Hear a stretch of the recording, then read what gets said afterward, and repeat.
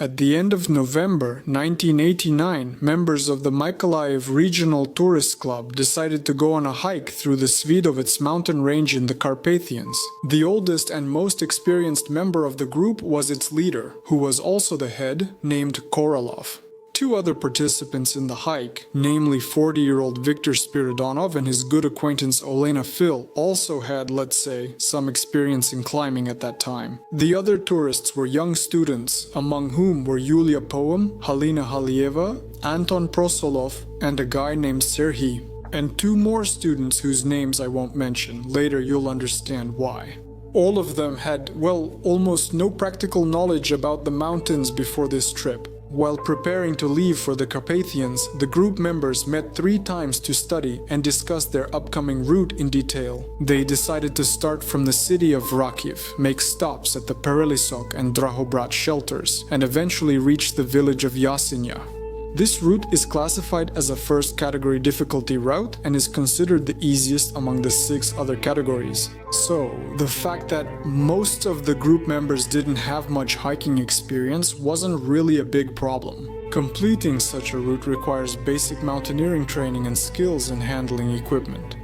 On the eve of the hike, when all the preparations were almost finished, 2 group members had to be replaced for unknown reasons. Instead, 3 days before departure, the places of these 2 students, whose names I haven't mentioned before, were taken by other young participants without much experience, namely Tetiana Dobrovolska and Oleksiy Kostaryukov. It turns out that the team of hikers was finally formed practically at the last moment. At first glance, this may seem like something not very significant. However, as the experienced guide Andrei Pilipyuk notes, you should never take people on group hikes with whom you have never traveled before and whose abilities you do not know for sure. In particular, because a partner in such matters can become the person on whom your health or even your life directly depends.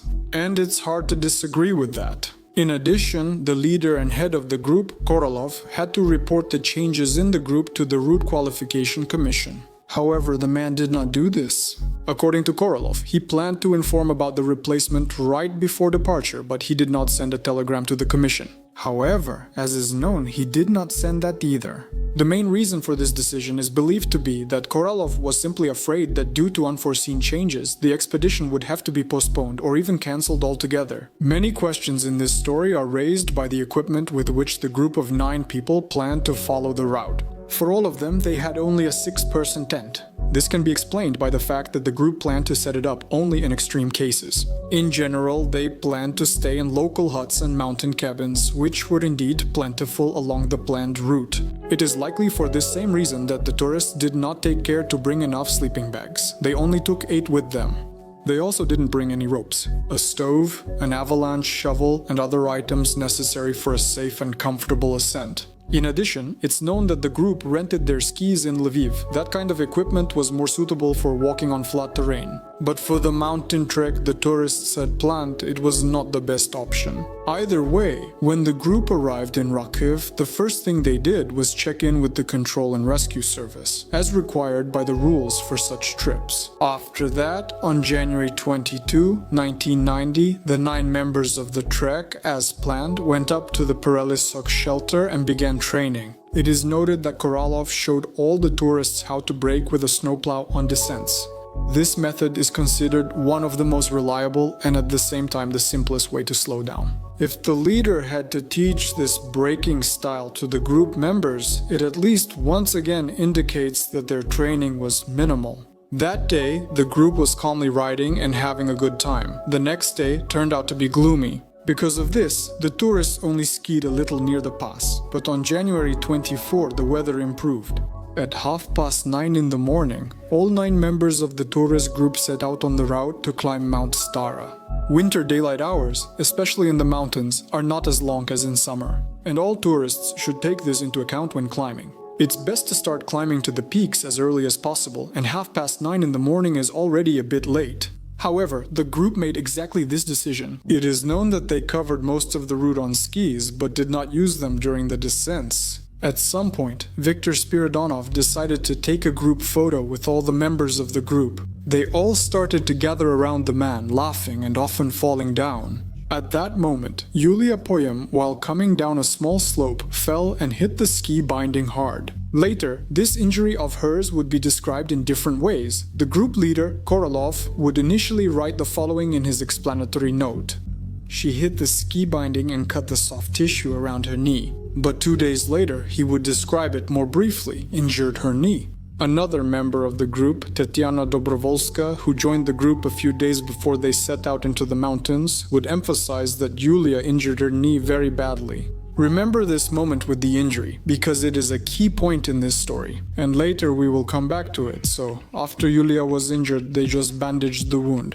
Although the leader, Korolov, should have taken urgent action and brought the injured group member to the nearest medical facility. After all, such an injury posed a deadly danger, considering the conditions they were in. In addition to causing the girl pain and making her a burden for the whole group, because of the cut from the metal ski binding, Yuliya had every chance of developing a deadly disease without timely treatment, tetanus. But despite such a serious danger, Korolov, after talking with Yuliya and the other members of the group, decided to keep moving forward. More precisely, according to some accounts, Yuliya was no longer able to walk normally. And, most likely, she was being dragged along by the more experienced members of the group, namely Viktor Spiridonov and Olena Phil. At that time, none of the members of the expedition fully understood the dangerous situation they were putting themselves in by deciding to continue moving forward. First and foremost, the leader, Korolov, did not realize this, even though he bore the greatest responsibility for the entire group. Later, the man would say that at that time he had two options, either to descend to the village of Kvasi or to climb up to the Koliba, which was located 2 hours above the place where the group was. Korolov chose the second option, hoping that if the tourists didn't manage to reach it before sunset, they would set up a tent where they could wait for dawn. When the members of the group started moving toward the Koliba, it was already 3 o'clock in the afternoon. There wasn't much time left before sunset. To make the journey easier for the injured Yuliya, they took some of her load. They took her backpack and sleeping bag and started the ascent. Korolov went first. At the spur of Mala Bliznitsia, he left his backpack so the group could use it as a landmark. Soon, Tetiana Dobrovolska and Oleksiy Kostyryukov approached the leader. Korolov showed them where the gentle descent was, and added that from his backpack to the hut it would take about 30 minutes to walk. He also told Tetiana and Oleksiy to wait for Anton Prasolov and Halina Halieva first, and only then go down and make a fire there. At that moment, Anton was about 30 minutes away from Oleksiy and Tanya, and Halina was about an hour away.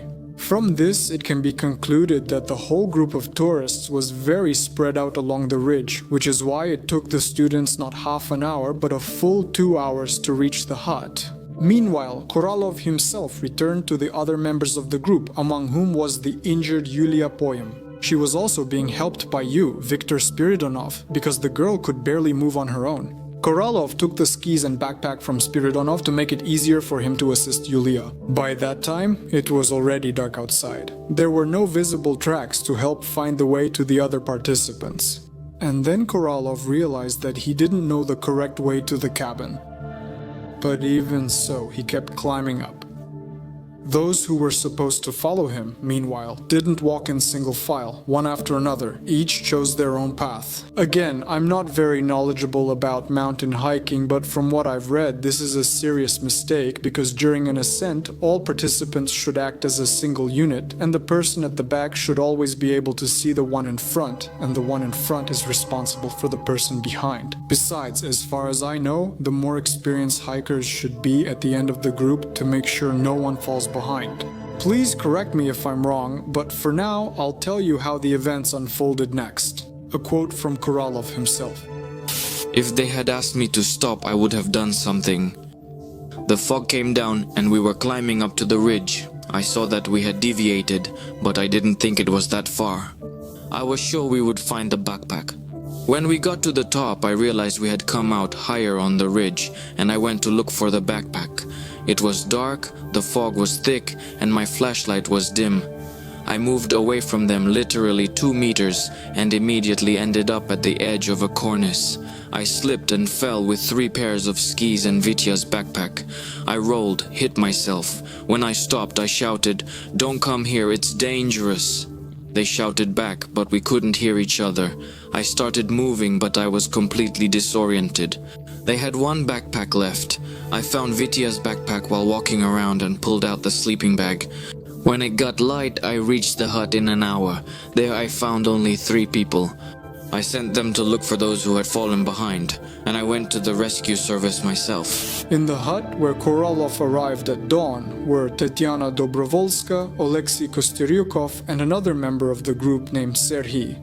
Although at first Korolov claimed that he had ordered all of them to look for the missing team members, Tetiana, Oleksiy, and Serhiy themselves told a different story.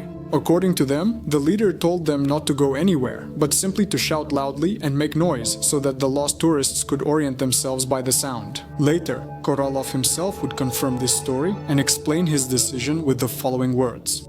I realized I couldn't do anything without the rescuers, but didn't send them because I thought they would get lost. The weather had gotten worse. They were sluggish, exhausted. I thought I could do it faster myself. I was afraid to send them to the ridge too. I was in a state of panic. Korolov, who went to look for the rescuers, reached them around 11 o'clock. Here the testimonies differ.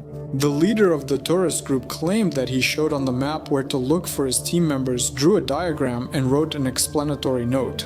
At the same time, the rescuers insist that the man was bad at reading the map and had trouble even roughly indicating the location of the lost tourists. Later, it would be Korolov and partly the rescuers who would be blamed for this entire tragedy. However, first I will tell you that 2 other members of the hike, namely Anton Prasolov and Halina Halieva, did not make it to the hut. And actually about what happened to them. So, let me remind you that before going to help Yuliya Paim, Viktor Spiridonov and Olena Phil, Korolov showed Oleksiy Kostrykov and Tetiana Dobrovolska the way to the hut and ordered them to wait for Anton and Halina before descending. What did they do?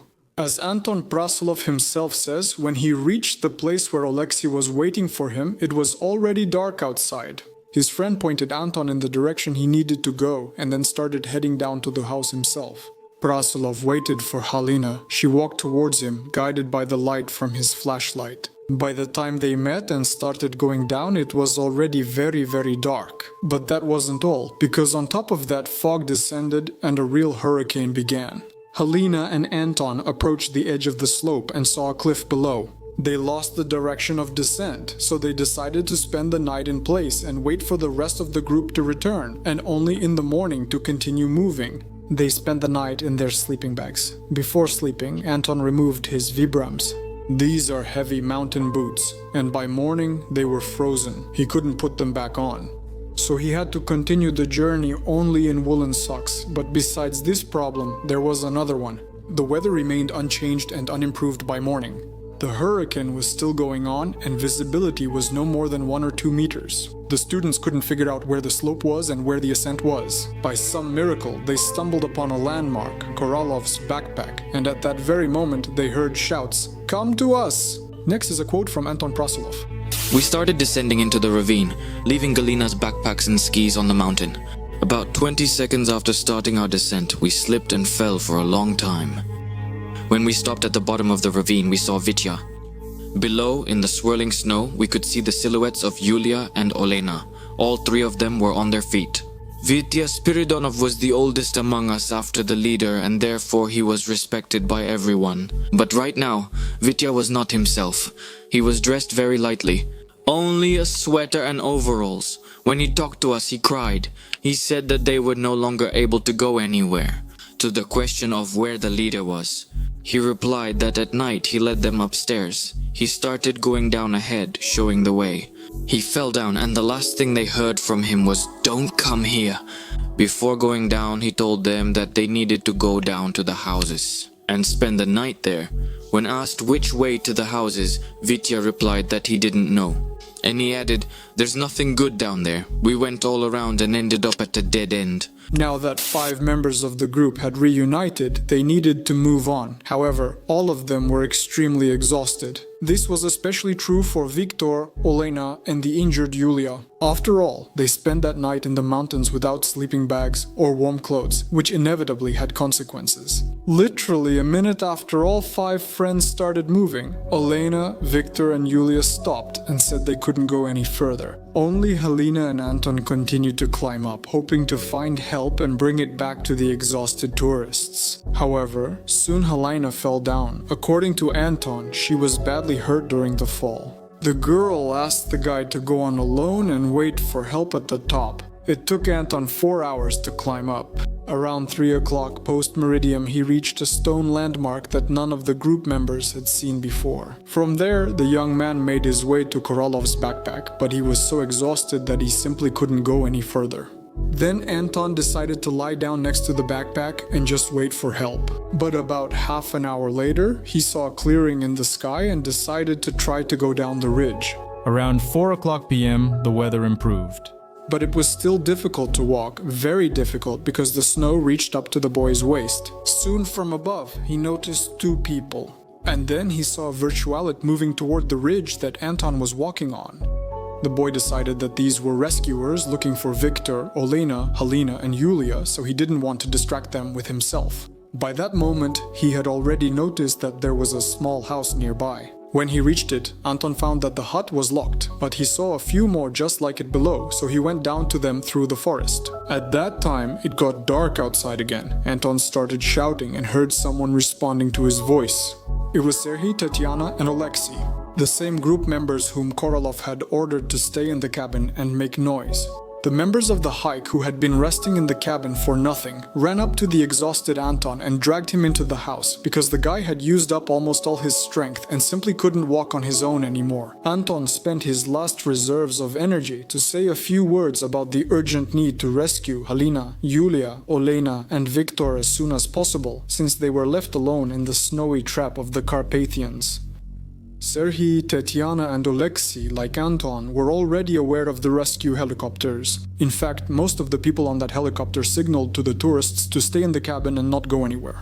Due to this, the cabin group concluded that the helicopter had already rescued the other group members, so there was no need to go looking for them. Then Anton says that he doesn't remember the following events very well. According to him, the next day there was a strong hurricane and the tourists had no way to leave the cabin. Only a day later, when the weather improved a little, Serhiy, Alexei, and Anton started skiing down to the village. On the way, they met rescuers who were with Korolov. It was then that everyone realized that Yuliya, Victor, Olena, and Halina were the ones being searched for.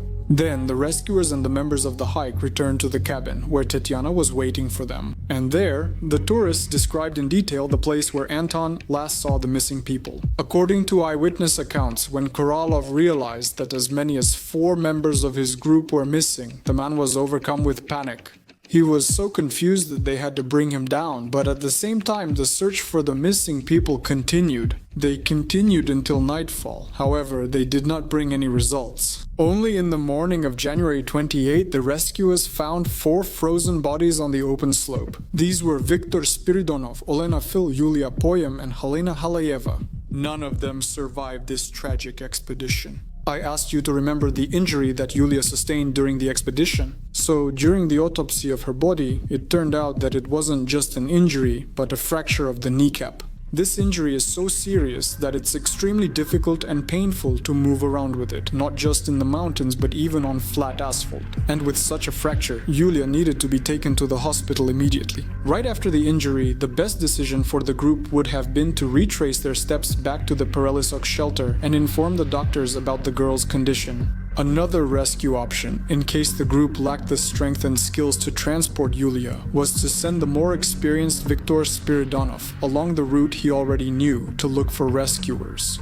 However, as you understand, this was not done because Yuliya didn't want to ruin her friend's vacation and didn't tell them how bad things really were. And Korolov, who was supposed to take responsibility, did not do so. He didn't stop the ascent even after he found out about the injury of one of the participants. In short, instead of returning to the crossing, the group continued on to the Dragobrat shelter.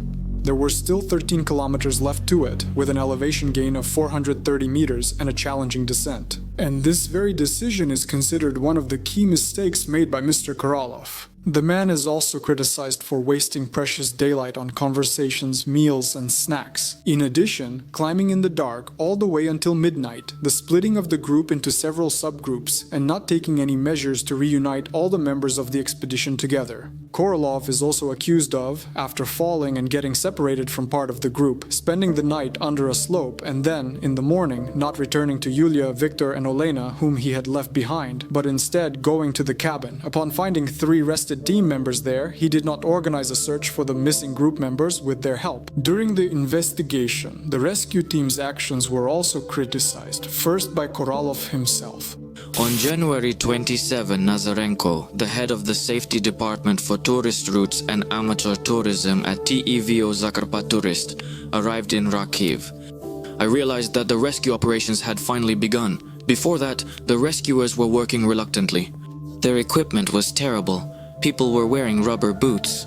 The same opinion was shared by the head of the Mykolaiv Regional Tourism Federation, Mr. Khainatsky, and the director of the regional tourist club, Rura. Despite criticizing Korolov's actions and not denying his fatal mistakes, they emphasized that if the rescuers had acted more promptly and coordinated their work better, this tragedy might not have happened. Meanwhile, the tourist article's author, the source of this case information, completely refutes such accusations. I dare to say that there may have been some shortcomings in the rescue operation, but there were no mistakes that would have led to such tragic consequences, the deaths of 4 people.